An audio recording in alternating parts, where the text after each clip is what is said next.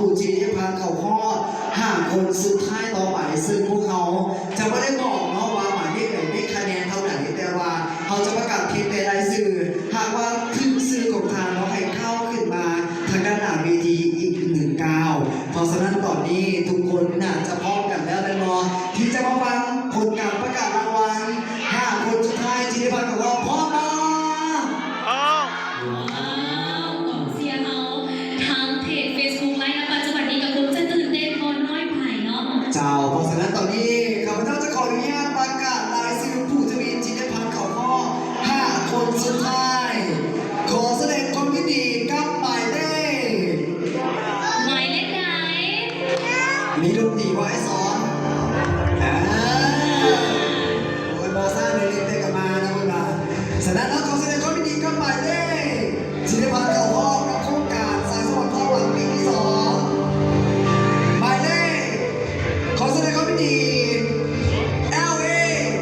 310บุญทวีแสนประเสริฐว้าว และนี่ก็คือโซนหน้าของผู้ที่ผ่านการคัดเลือกในห้องหาคนสุดท้ายเป็นคนจะอีกนาทีเนาะและสำหรับต่อไปนี้เราจะเข้าสู่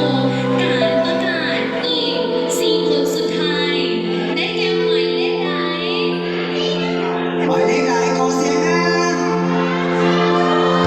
ขอแสดงความยินดีกับหมายเลข LA 322นี่คุณเทียนสยาม ว้าวแสดงความยินดีด้วยและตอนนี้เราได้ส่งรายชื่อกันแล้วเนาะ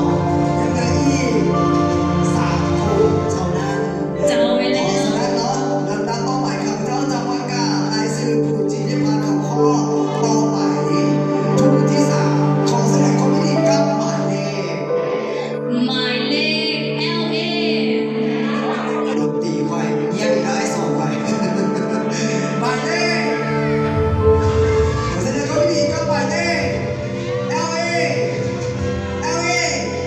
324เลือกพี่พีบริการใส่ กองเชียร์คนนี้โอ้น้อยหนาเลย ว้าวและตอนนี้เหลือเพียง2 คนถึงเท่านั้นที่จะได้ไปต่อ จะเอาไป ถือ เล ว่าย ตื่นเต้นตื่นตาตื่นใจเช่นเดียวกันเนาะ และสว่า2 คนสุดท้ายนี้จะเป็นใครเดียวเขาจะมาพบส่งผมเสีย